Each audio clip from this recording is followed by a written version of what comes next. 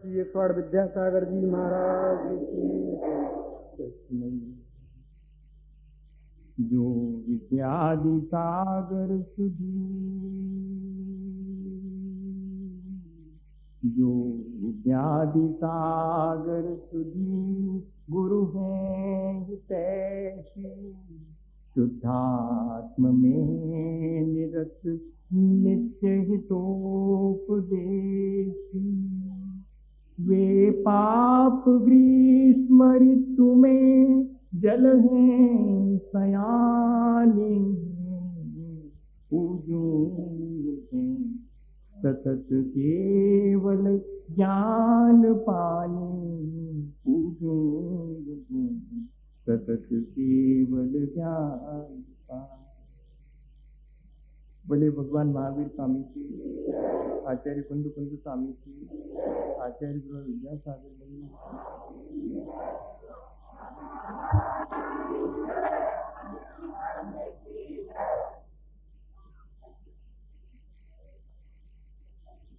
बचपन में परीक्षा के दिन जब आते थे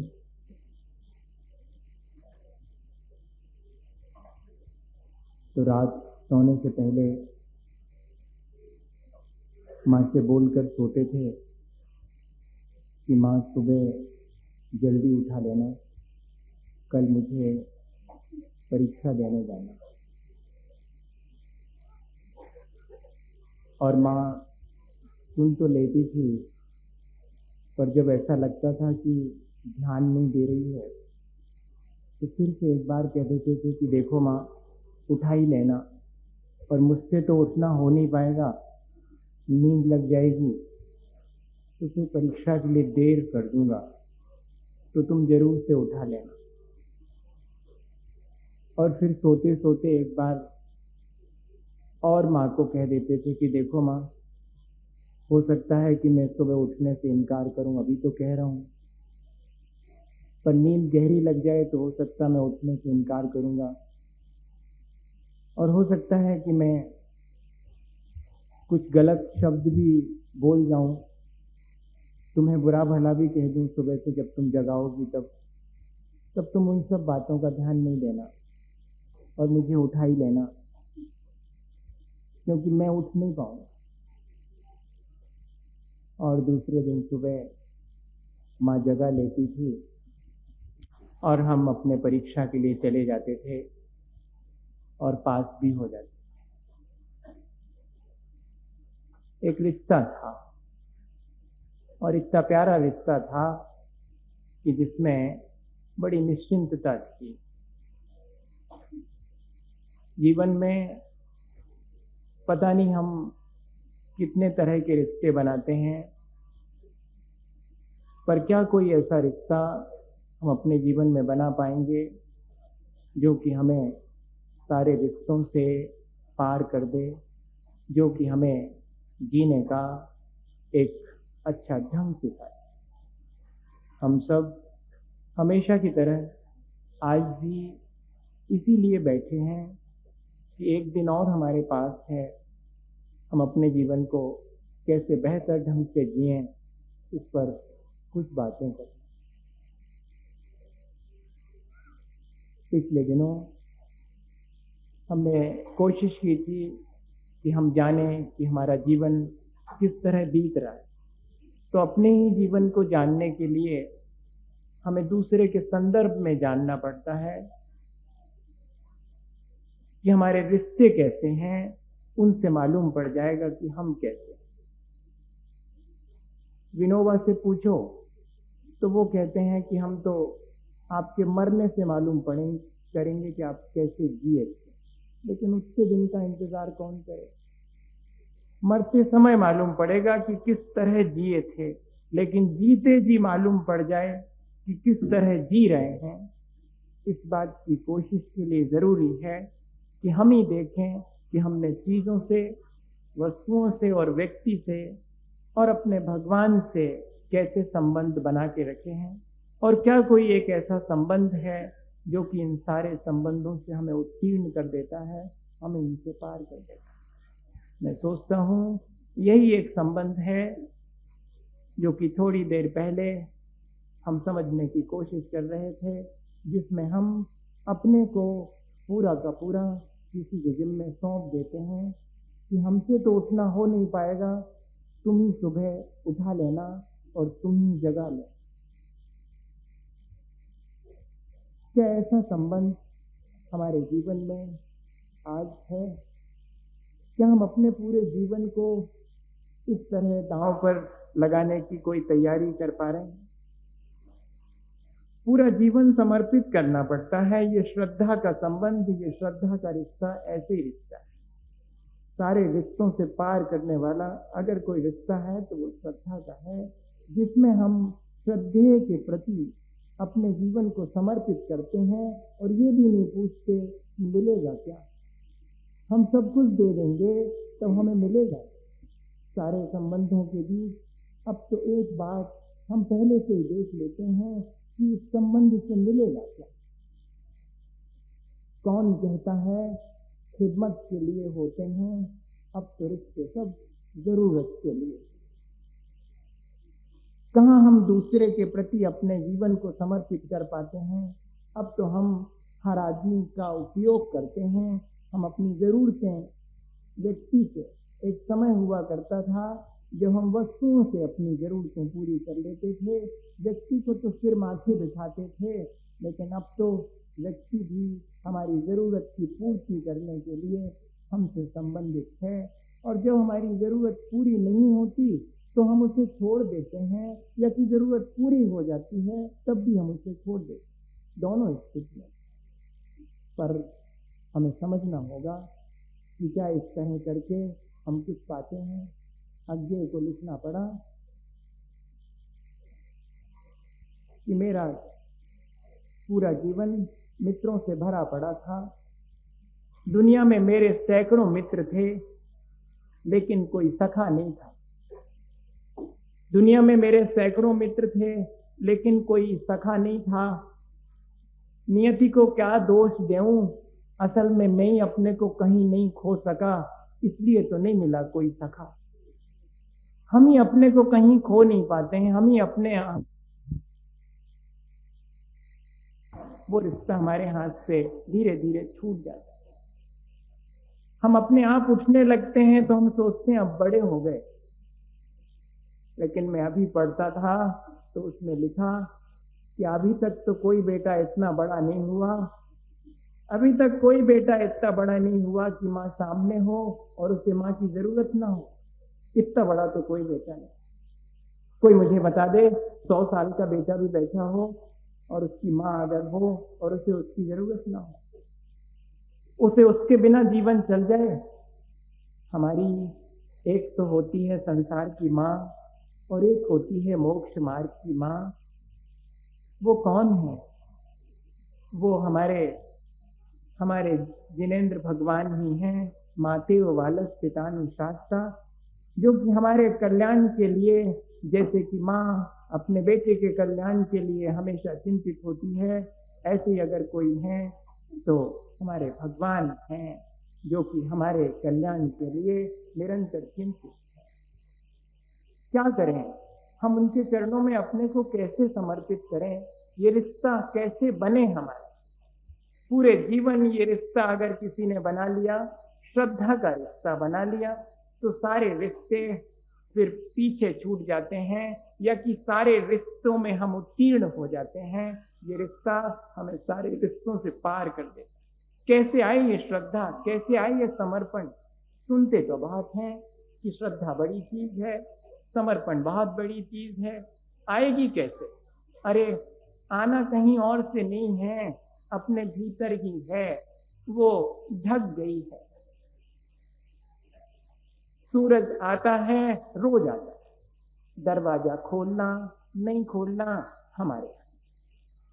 तो करना क्या है सूरज की रोशनी को अपने भीतर लाने के लिए? इतना ही करना है कि दरवाजा खोल दे।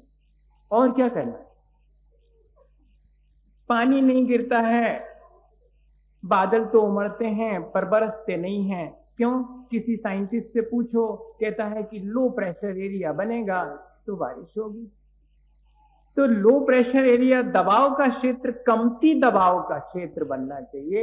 हमारे भीतर ऐसा संबंध, हमारे भीतर श्रद्धा बरसे, इसके लिए भी शायद कोई लो प्रेशर का एरिया भीतर बनना चाहिए। जब तक मैं और मेरेपन का प्रेशर ज्यादा है, तब तक तो कोई भी श्रद्धा के बादल कहीं से भी नहीं बरसने वाले। अगर हमें अपने जीवन में वो श्रद्धा का रास्ता बनाना है, श्रद्धा का रिश्ता कायम करना है, तो शायद हमें अपने भीतर का जो ये अहंकार, मैं और मेरेपन का जो दबाव है, वो कम करना होगा। हमें प्यास लगी है, नदी हमारे सामने से बहती है, प्यास कैसे बुझे? थोड़ा सा झुकना पड़ेगा, अंजलि बांध करके, और जल ग्रहण करना पड़ेगा, पर झुकना पड़ेगा। हम ये सोचें कि नदी थोड़ी ऊंची उठकर हमारे आंतों में और हमारे मुंह में चली जाए, तो संभव नहीं। नदी तो ऐसा कर भी सकती है, पर वो तृप्ति नहीं मिलेगी। तृप्ति तो झुक करके अंजलि भरने पर ही मिलेगी। और जिसके प्रति हमारी श्रद्धा हो, वो ऐसी ही श्रद्धा हो कि जैसे नदी तो बहती चली जा रही है, पूरा पानी हमारा नहीं है, वो तो जितना मेरी अंजलि में आ गया उतना मेरा है। ऐसे ही जिसके प्रति श्रद्धा हो, जिसकी श्रद्धा हो जाती है, वो क्या सोचता है कि इनसे मुझे अपने जीवन के लायक मिल जाए और बाकी तो सबके लिए मिले। प्रेम और श्रद्धा में थोड़ा सा फर्क यही है।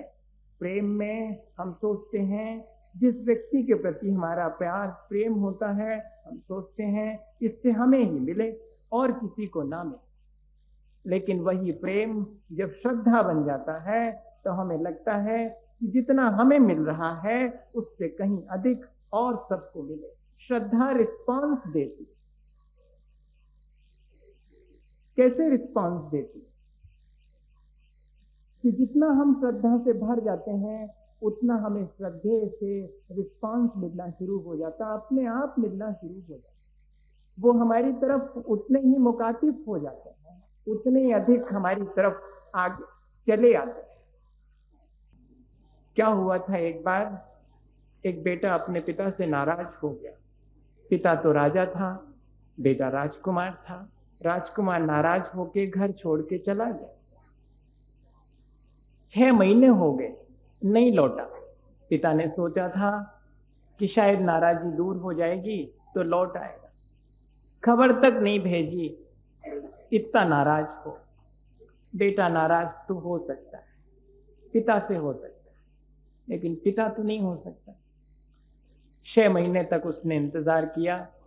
फिर एक दिन मंत्रियों को भेजा कि सुनते हैं वहां पर है, जाकर के कहो कि राजा बुलाते हैं। जाकर के कहा कि राजा ने बुलाया है। तो उन्होंने, बेटे ने कहा कि राजा बुलाता है, तब तो आ नहीं पाऊंगा, कह देना। तो जाकर के मंत्रियों ने कहा कि हमने कहा था कि राजा बुलाता है, तो उसने आने से इनकार कर दिया। तो फिर से मंत्रियों को भेजा कि कहना पिता बुलाता है। तो मंत्रियों ने जाके कहा कि आपको पिता ने बुलाया है, राजकुमार चलिए। बेटे ने कहा, राजकुमार ने कहा कि अगर पिता बुलाते हैं तो जब बुलाते हैं तो बेखुद क्यों नहीं आ जाते मेरे पास मुझे लेने के लिए। थोड़ा सा उलाहना तो था उसके मन में कि जब मुझे बुला ही रहे हैं और कह रहे हैं कि पिता बुलाता है, तो फिर पिता खुद आ जाएं। मंत्रियों ने जाके राजा से कहा कि बेटा ऐसा कहता है, राजकुमार ऐसा कह रहे हैं। तो उन्होंने कहा कि बस एक बार और जाओ और इतना ही कहना कि एक कदम वो मेरी तरफ रखने को अगर राजी हो तो बाकी तो मैं चल के आ जाऊंगा। एक कदम अगर मेरी तरफ चलने को राजी। मंत्रियों ने जाके कहा तो वो बेटा, वो राजकुमार बहुत मुश्किल में पड़ा। उसने कहा कि जब इतनी दूर तक अपने पैर से चल के आएंगे तो एक कदम और सही। एक कदम क्यों मुझसे चलवा रहे हैं? अब की बार राजा ने इतना ही कहा कि बेटे, मुझे कम से कम इतना तो मालूम पड़ना चाहिए कि तुम मेरी तरफ आने के लिए उत्सुक हो, इसलिए एक कदम भर रख दो, बाकी बाकी तो मैं चल लूंगा। जिसके प्रति हमारी श्रद्धा हो, ध्यान रखना, वो हम तक आने तैयार है, वो राजी है, वो दरवाजे पे खड़ा है, लेकिन एक कदम दरवाजा खोल के बाहर तो आना पड़ेगा, तब तो वो हमारे जीवन को रोशन कर पाएगा। ये श्रद्धा का रिश्ता ऐसा ही है। यहाँ हमें अपने से शुरू करना पड़ता है, और जैसे ही हम उसकी तरफ एक कदम बढ़ाते हैं, तो जिसके प्रति हमारी श्रद्धा है वहां से हमें मिलना शुरू हो जाता है। इसीलिए कहते हैं कि श्रद्धा रिस्पांस देती है। आप एक कदम बढ़ाएंगे, हम 100 कदम चलने तैयार। लेकिन इतना मन हमारा विनम्र होना चाहिए। श्रद्धा के लिए अहंकार तो छोड़ना ही पड़ेगा। अहंकार के छोड़े बिना हमारे जीवन में वो रिश्ता कायम ही नहीं होता। बाकी सारे दुनिया के रिश्ते अहंकार से चल सकते हैं। चीजें इकट्ठी करके उनके द्वारा हम अहंकार उत्पन्न कर लेते हैं कि हमारे पास इतनी चीजें। व्यक्ति अपने चारों तरफ जोड़ करके हम ऐसा अहंकार करते हैं कि इतने लोग हमसे जुड़े हुए हैं। ऐसा कर सकते हैं, इसमें अहंकार की गुंजाइश है, लेकिन श्रद्धा के रिश्ते में गुंजाइश नहीं है। मुझे तो कहना पड़ेगा कि भगवान हमसे नहीं जुड़ा, हम ही भगवान से जुड़े हुए। यहां अहंकार की कोई गुंजाइश नहीं। आपको याद हो सुदामा को कितना रिस्पांस दिया था श्री कृष्ण ने। श्रद्धा के मारे भागे भागे चले गए थे, श्रद्धा के मारे। और लोगों की क्या श्रद्धा नहीं थी श्री कृष्ण पर? थी, लेकिन इधर ज्यादा श्रद्धा उमड़ गई थी, इसलिए अधिक रिस्पांस दिया। अपने बचपन के मित्र तो थे ही, लेकिन एक समय ऐसा भी था कि जब देने से इनकार कर दिया था, सुदामा ने श्री कृष्ण से छुपा लिए थे जो चने खा रहे थे वो। तब उस समय कुछ नहीं बोले थे। आज तो आए हैं, तो दरवाजे पर दौड़ करके आ गए थे कि अरे मित्र, तुम आए हो। श्रद्धा ने रिस्पांस दिया, और अब सुदामा मुश्किल में पड़ गए थे। श्रद्धा हमेशा मुश्किल में पड़ती है कि सीधे भगवान ही आ गए। अब क्या करूं? हक्के वक्के खड़े रह गए कि हम ही तो आपके पास आ रहे थे, आप कहे को उठ करके और वहां तक चले आए और जल्दी से संभलने की कोशिश की कि जो कुछ लाए हैं वो देख ना लें, क्योंकि कुछ ला ही नहीं पाए।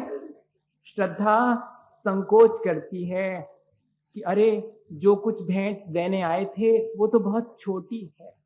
जहां हमारी श्रद्धा होगी, अपने श्रद्धा का रिश्ता पहचान लें। जहां हमारा श्रद्धा का रिश्ता होगा, वहां बड़ी से बड़ी चीज लेके भी पहुंचेंगे तो तुच्छ सी मालूम पड़ेगी कि अरे क्या लेकर के आए हैं, 4 दाने ही तो हैं चावल के, छुपा ली थी पोटली।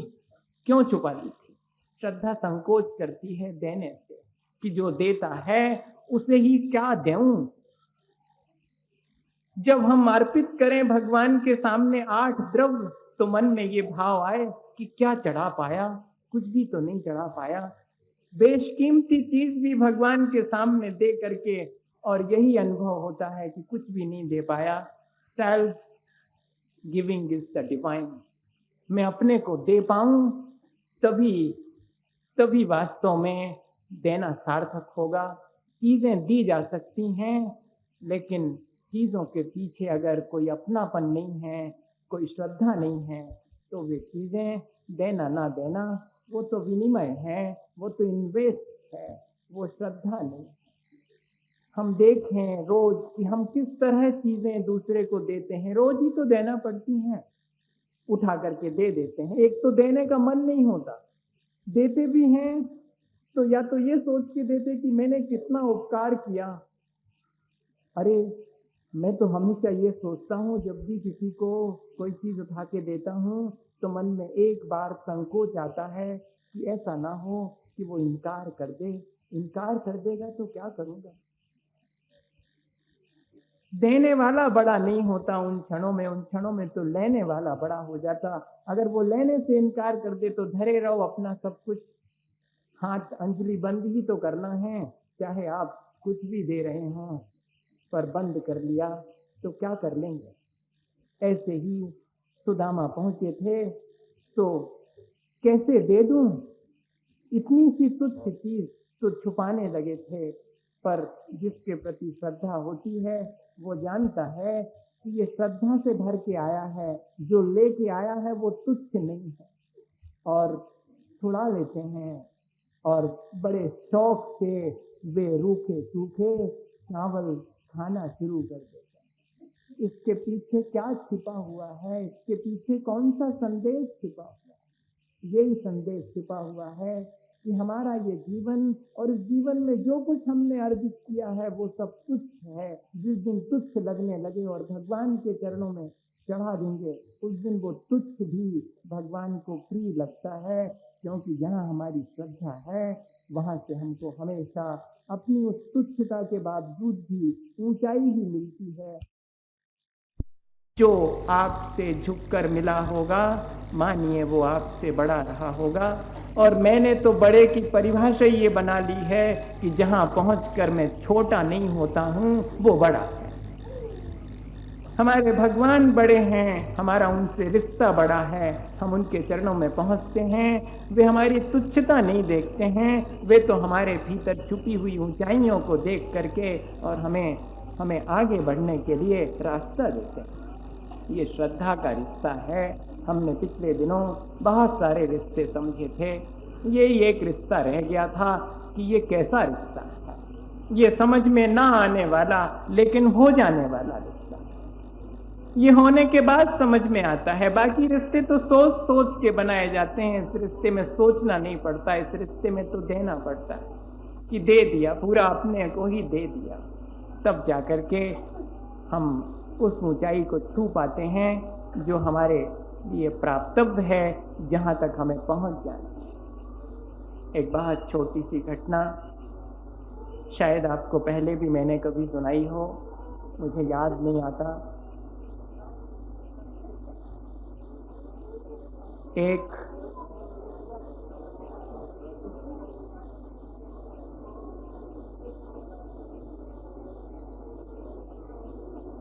एक पंडित जी थे, नदी के उस पार रहते थे। बड़ी मुश्किल होती थी उनको, उस पार कोई दूध की सुविधा नहीं, तो दूध की सुविधा नहीं थी। उनके एक मित्र नदी के इस पार रहा करते थे। एक दिन उनसे मिलने आए तो कहा कि मित्र, और तो सब ठीक है, एक ही मुश्किल है कि कहीं से कोई बच्चों के लिए दूध की व्यवस्था हो जाती तो अच्छा है।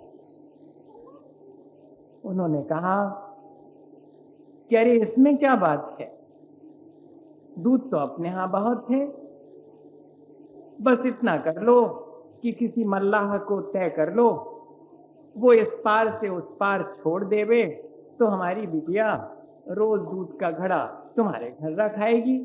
हम तो तुम्हारे मित्र हैं, इतना तो हम कर ही सकते हैं। मेरी पूरी बातें ठीक ठीक सुनते जाना। मित्रता है, एक घड़ा दूध भेज देंगे। पैसे की बात तो नहीं आई ना? नहीं आई हो तो बताना। नहीं आई, अभी तक तो नहीं आई, अब आने लगी है, अब आने लगी, पहले कभी नहीं आई।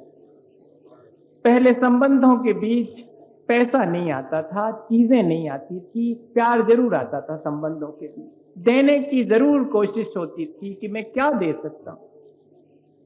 और वही तो कह रहे हैं कि वो तो दे आएगी एक घड़ा, हमारे यहां तो बहुत है दूध, बस एक मल्लाह को तय कर लो।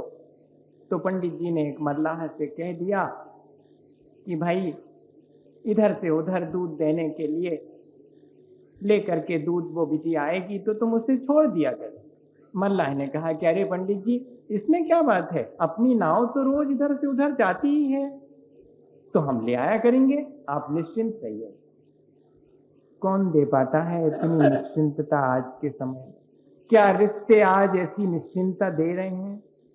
नहीं दे रहे। फिर भी रिश्ते हैं, और उनके बीच जो आनंद आना चाहिए था, जो ऊष्मा उनके बीच थी, वो चीज गायब हो गई। रिश्ते तो फिर भी, रिश्तों को जोड़ने वाली जो चीज हुआ करती थी, वो चीज वहां से गायब हो गई। थोड़ा सा सोचना है, हम सबको बैठ करके सोचना, अपने रिश्तों को एक बार फिर से देखना है, क्योंकि हमारे जैसे रिश्ते होंगे वैसे ही तो हम होंगे। हमारे शरीर से रिश्ते कैसे हैं, इस पर तो पूरा अध्यात्म टिका हुआ। शरीर से रिश्ता, हमारे कर्म नो कर्म और भाव कर्मों से हमारा रिश्ता। ये अध्यात्म की जब चर्चा चलती तो बड़ी बारीक चर्चा चलती है, शरीर से रिश्ते की चर्चा चलती। अरे अभी तो और जो शरीर के रिश्ते हैं उन्हीं को तो जरा ठीक से जी लें, फिर अपने शरीर के रिश्ते को जरा देखेंगे बाद में। अभी तो और बहुत सारे रिश्ते हैं जो हम रोज बनाते हैं, इससे रिश्ता तो भूल ही गए हैं, ये तो जन्म से मिला हुआ। अभी तो और बहुत से रिश्ते बनाने की फिक्र में है। बनाओ, लेकिन रिश्ता कैसा हो जो हमें निश्चिंतता दे, जो हमें सुख और शांति दे, जो हमें मुक्त करे। ऐसा बंधन जो कि हमें मुक्त करे। देखो तो बंधन भी है और मुक्त भी कर रहा है, संबंध भी है और वो हमें मुक्त करता है, निश्चिंत कर देता है कि हमारी तरफ से निश्चिंत रहना। Don't fear, I am with you, मैं आपके साथ हूं, डरना मत, मेरी तरफ से निश्चिंत हो जाओ। और जितने लोगों से हमारा ऐसा रिश्ता होगा उन सब से हम निश्चिंत हो गए, उन सब की तरफ से मुक्त हो गए। अब कोई हमारे जीवन को खतरा नहीं रहा। यही तो रिश्ता है, और क्या कोई बड़ा रिश्ता है? सुबह सुबह आज आकर के किसी ने कहा कि महाराज हम तो महीने भर में देख रहे हैं कि हमारे तो रिश्तेदार कम हैं, आपके तो बहुत लोग हैं, हमको बहुत आश्चर्य लग रहा है, हमारे तो थोड़े ही लोग हैं, लेकिन हम आपसे जुड़ गए तो इतने सारे लोग भी हमारे हो गए। अरे ये तो जो है, हमने तो ये कभी सोचे ही नहीं था। एक ऐसी जगह जिसके सब हैं, अगर उसके हम हो जाएं तो सब हमारे हो गए कि नहीं हो गए? यहीं से शुरू होती है अहिंसा, यहीं से शुरू होता है धर्म। ये सब चीजें वहीं से शुरू होती। जब तक प्राणी मात्र के प्रति हमारे मन में आत्मीयता नहीं होगी, तब तक हमारे जीवन में अहिंसा तो घटित हो ही नहीं सकती। दो चींटी बचा लेने का नाम अहिंसा नहीं है। जहां जहां सांस धड़कती है, जहां जहां प्राण है, वहां वहां मैं पहुंच सकूं, वहां वहां मेरी मैत्री, वहां वहां मेरी करुणा, वहां वहां मेरा प्यार पहुंच सके, ये है अहिंसा। ये है धर्म की ऊंचाई, ये है श्रद्धा का रिश्ता। मल्लाह रोज सुबह जाता था, बिटिया घड़ा रख के ले जाती थी, दूध पहुंचने लगा, बस। लेकिन सब दिन एक से थोड़े ही होते हैं। कभी कभी मल्लाह की नींद लग जाती थी तो दूध भेजने में देर हो जाती, तो पंडित जी थोड़े नाराज हो जाते थे कि बिटिया तू देर से दूध लेके आती है, अब किस काम का है, इतनी देर से आई। तो वो कहती थी, छोटी सी तो थी, तो कहती थी कि पंडित जी मैं क्या करूं, आप मल्लाह भैया से कह देना वो सुबह से जरा जल्दी नहीं उठते हैं, मैं तो तैयार होके आ जाती हूँ नदी के किनारे। अब आप ही बताओ, कोई उपाय बताओ कि मैं जल्दी से आ जाऊं। तो फिर पंडित जी भी कुछ नहीं बोलते थे, घड़ा रख लेते थे, काम चलता। एक दिन तो ऐसा हुआ कि बहुत देर हो गई, सुबह 6 बजे की जगह पर 10 बज गया। बिटिया बहुत डरी कि अब पंडित जी तो जरूर से डांटेंगे, डांटेंगे तो अपन अब सामने के दरवाजे से नहीं चलो, पीछे के दरवाजे से धीरे से रख के वापस आ जाएंगे। तो पीछे के दरवाजे से पहुंची तो उसने देखा कि वहां तो पंडित जी कोई कथा बांच रहे हैं। उसने कहा अपन भी सुन लो, जब पंडित जी कथा बांच रहे हैं तो अपन भी सुन लेते हैं। तो घड़ा तो रख दिया और कथा सुनने लगी। कथा तो पूरी हो गई थी, आखिरी में पंडित जी कह रहे थे कि भैया जिसको भव सागर से पार होना होवे, वो भगवान के नाम का सहारा लेवे। अरे पंडित जी इतना बड़ा उपाय जानते थे और मुझे बताया नहीं। अब वो बिटिया ने तो इतना ही समझा कि इतना बड़ा उपाय, पूरे समुद्र को पार करना हो तो भगवान का नाम लेके, अरे ये तो छोटी मोटी नदी है, कल से अपन को क्या, बस मिल गया रास्ता। पंडित जी भी कैसे हैं, अब भूल गए होंगे, शायद हमको बताना भूल गए। और वापिस लौट गई। दूसरे दिन सुबह जल्दी जल्दी उठी, घड़ा रखा सिर पर, नदी के किनारे आई और क्या कहा उसने कि पंडित जी कहते हैं कि भव सागर पार करना हो तो भगवान का नाम लो और पार हो जाओ। मैं तो ये नदी पार करना चाहती हूँ, ये लिया मैंने भगवान का नाम और ये चली मैं नदी के ऊपर से। और चली वो बिटिया छोटी सी और पहुंच गई वहां, घड़ा रख दिया। 2-4 दिन तक तो ये सब चला। पंडित जी बड़े खुश। पंडित जी ने कहा कि वाह, अब तो राजा बिटिया हो गई है, कितने जल्दी लेके आती है। और मल्लाह भैया तुम्हें जल्दी उठ जाते होंगे। उन्होंने कहा मल्लाह की क्या आवश्यकता। बिटिया ने कहा वो तो आपने जो रास्ता बताया था ना, उसी रास्ते से आ जाते हैं हम। हमने कौन सा रास्ता बताया, बताने वाले को नहीं मालूम। हाँ, मुश्किल यही है हम सबके साथ, सब भटके लोग दूसरे को रास्ता बताते। अब पंडित जी मुश्किल में पड़े, हमने तेरे को कब बताया रास्ता। अरे पंडित जी, आप ही तो वहां पर कथा बांच रहे थे और उसमें कहा आपने कि भव सागर से जिसको पार होना है तो वो भगवान का नाम ले। तो हमको तो छोटी सी नदी से पार होना था, हमने भगवान का नाम लिया और हम आ गए। अब बताओ, आप ही के बताए रास्ते से ना आए हैं। अब पंडित जी मुश्किल में पड़ गए। क्या ऐसा हो सकता है। देखो भैया, कोई पंडित जी हो तो बुरा मत मान, ऐसा ही है। ये श्रद्धा का रिश्ता ऐसा ही है। पंडिताई तो सब बुद्धिमानी का खेल है, और ये जो भगवान से श्रद्धा का रिश्ता है उसमें तो बुद्धिमानी एक तरफ बांध बूंझ के रखना पड़ती है।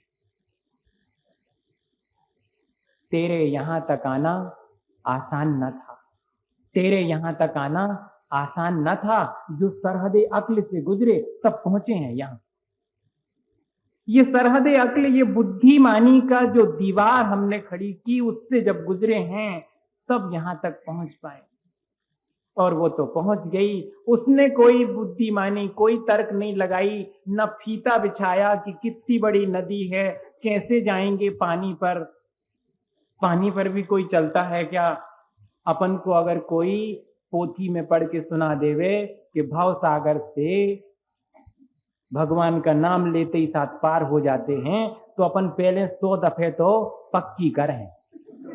4 आदमों से पूछ के जाए ऐसी लिखी है भैया, तुमने कब ऐसा अनुभव करो जी, कैसी कैसी बातें शास्त्र जी में लिखी, ऐसा कंफर्म करेंगे।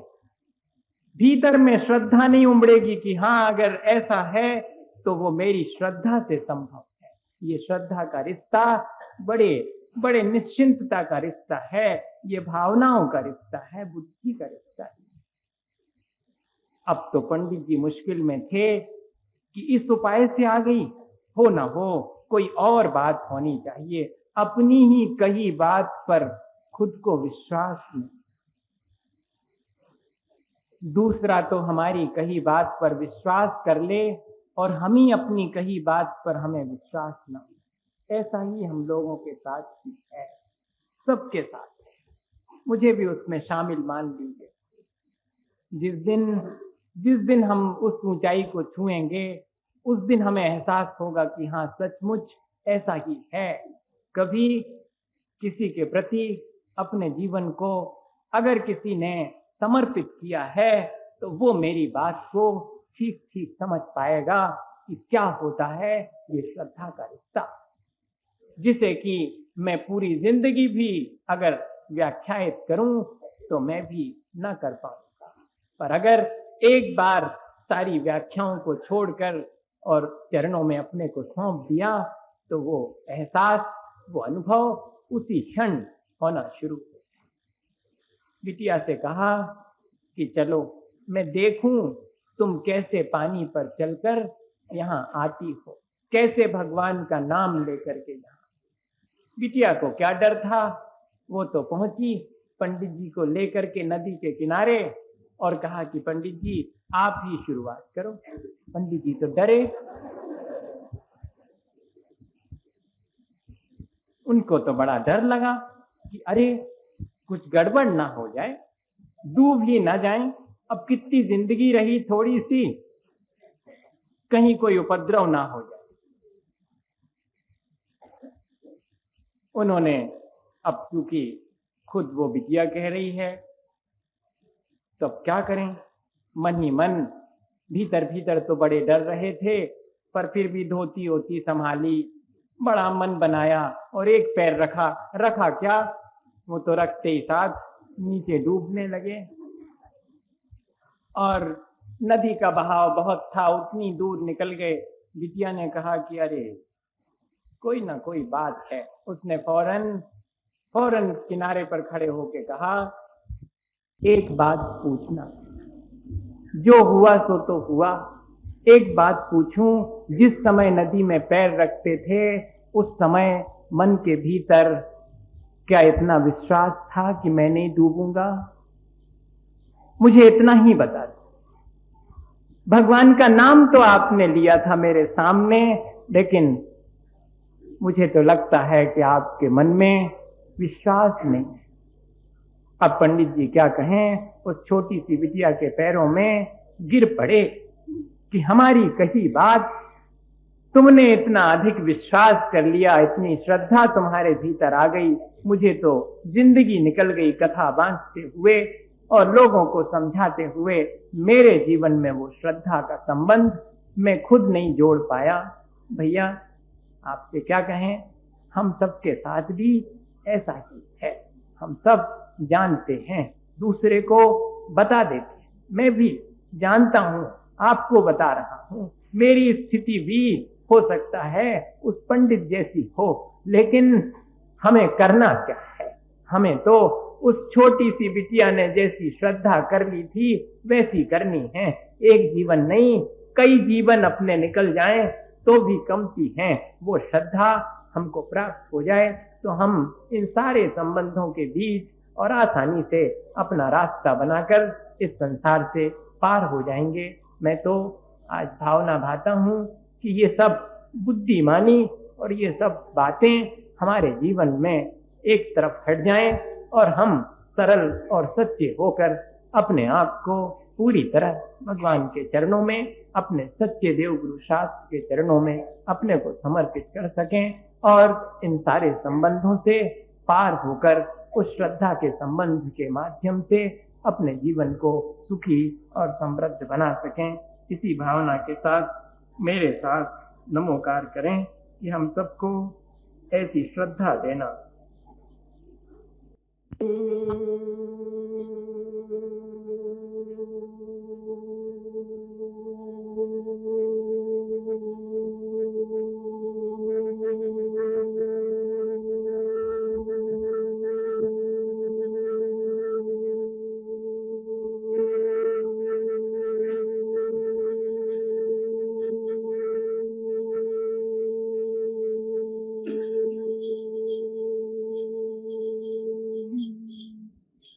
नमो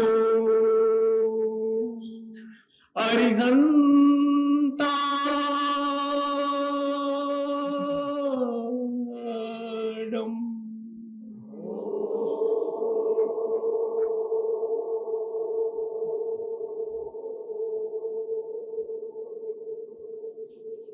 नमो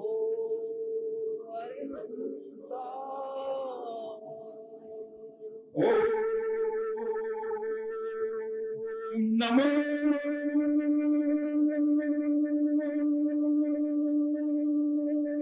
सिद्धारम्भ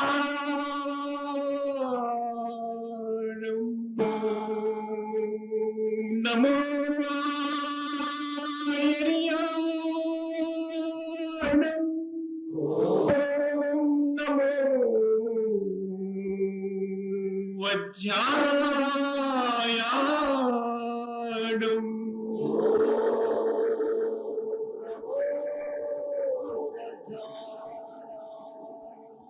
नमो लोये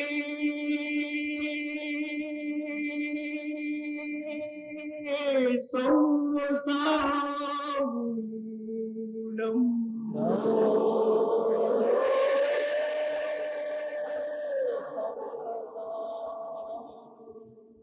चत्तारि मङ्गलम्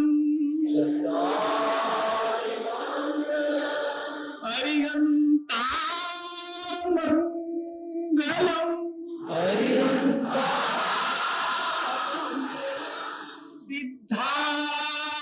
सिद्धामङ्गलम्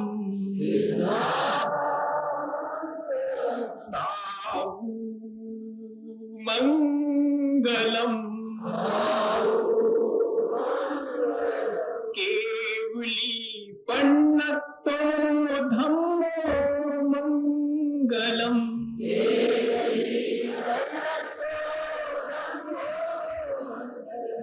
चत्तारि लोकुत्तमा अरिहन्ता लोकुत्तमा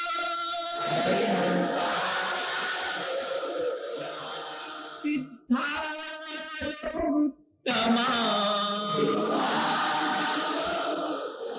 साहू लोकुत्तमा केवली पन्नतो धम्मो लोकुत्तमो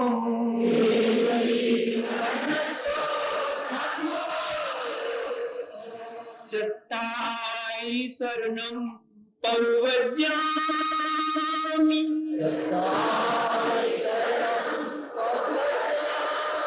अरिहन्ते शरणं पौवज्यामि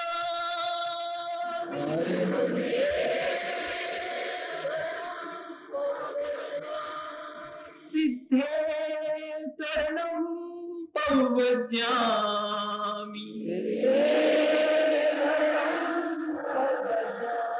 साहू शरणं पौवज्यामि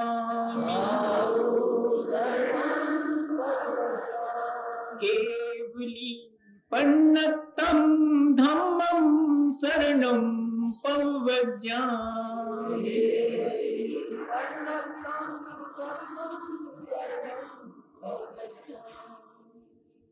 धम्मं शरणं पौवज्यामि